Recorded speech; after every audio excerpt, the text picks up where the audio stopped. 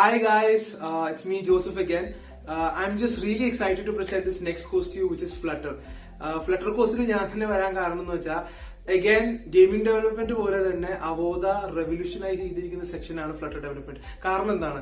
Flutter എന്ന് പറയുന്നത് ഗൂഗിളിന്റെ ലേറ്റസ്റ്റ് പ്രോഗ്രാമിംഗ് ലാംഗ്വേജ് ആണ്.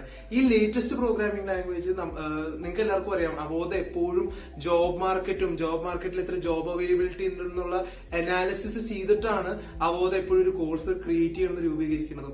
നമ്മൾ ഈയിടെ ശ്രദ്ധിച്ച ഒരു സ്പൈക്ക്, അതായത് വേക്കൻസീസ് കൂടുന്ന നമ്മൾ ശ്രദ്ധിച്ച ഒരു സെക്ടറാണ് ഫ്ലട്ടർ.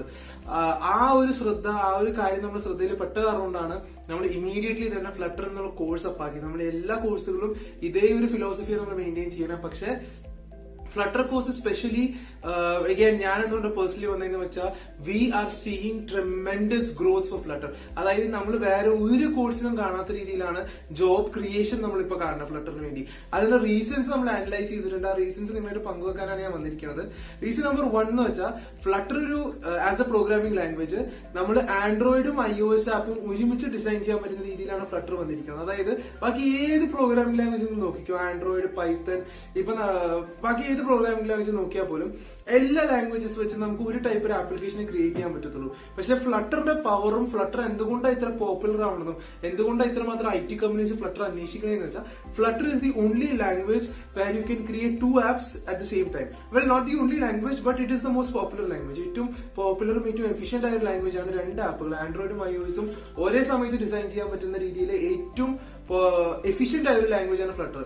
ഫ്ലട്ടറിന്റെ പോപ്പുലാരിറ്റിയുടെ പ്രൈമറി റീസൺ എന്ന് വെച്ചാൽ ഇപ്പം നമുക്ക് എല്ലാവർക്കും അറിയാം, ഇന്ത്യയാണ് ഈ ലോകത്ത് തന്നെ IT ഔട്ട്സോഴ്സിംഗ് ക്യാപിറ്റൽ. അതായത് ഇപ്പൊ ജർമ്മനി നമ്മൾ നോക്കുമ്പോൾ കാർസ് ആണ് ഏറ്റവും നല്ല രീതിയിൽ ഉണ്ടാക്കുന്നത്. ഇന്ത്യയാണ് IT ഔട്ട്സോഴ്സിംഗിൽ ഏറ്റവും മുകളിലിരിക്കുന്നത്. കാരണം നമ്മുടെ ഇന്ത്യയിലുള്ള ഏറ്റവും വലിയ കമ്പനികൾ അനലൈസ് ചെയ്ത് നോക്കിയാൽ തന്നെ അറിയാം, IT ഔട്ട്സോഴ്സിംഗ് കിങ് ആണ് ഇന്ത്യ.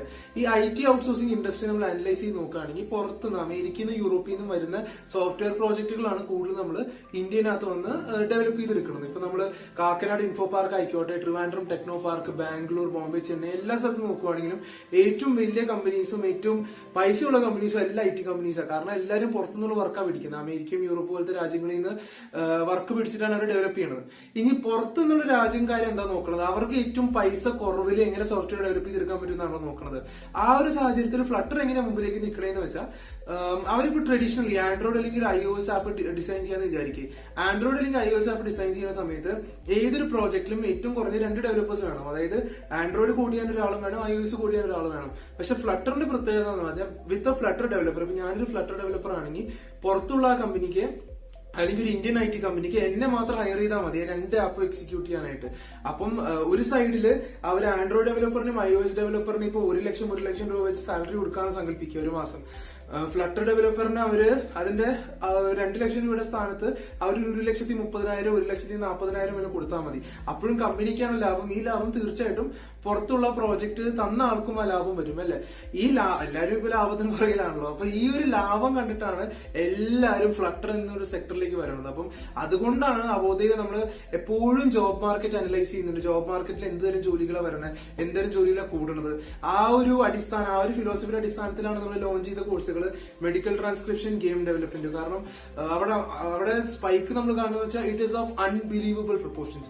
അപ്പോൾ we are seeing the same spike in Flutter, and I really believe that going forward Flutter is going to be a course with tremendous job opportunity. അതായത് ഒത്തിരി job opportunity ഉള്ള course ആകാൻ പോകുവാണ് ഈ flutter എന്ന് ഞാൻ വിശ്വസിക്കുന്നുണ്ട്.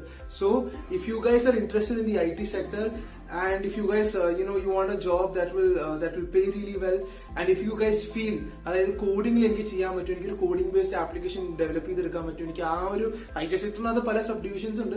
ഡിജിറ്റൽ മാർക്കറ്റിംഗ് ഉണ്ട് ഞാൻ എടുക്കുന്ന കോഴ്സ്, പൈത്തൺ ഉണ്ട്, ഫുൾ സ്റ്റാക്ക് ഉണ്ട്. But if you feel like app development, mobile app ഡെവലപ്മെന്റിൽ കൂടുതൽ ഫോക്കസ് ചെയ്യണമെന്ന് വിചാരിക്കുകയാണെങ്കിൽ you guys need to do Flutter. Okay, so I hope you guys learn this course, and like always I hope you guys land a job. കാരണം നിങ്ങൾക്ക് ജോലി കിട്ടി കഴിഞ്ഞിട്ടാണ് അവോധ ബാക്കി fees collect ചെയ്യുന്നത്. So guys, learn well, prosper, get a job. Okay, keep studying guys.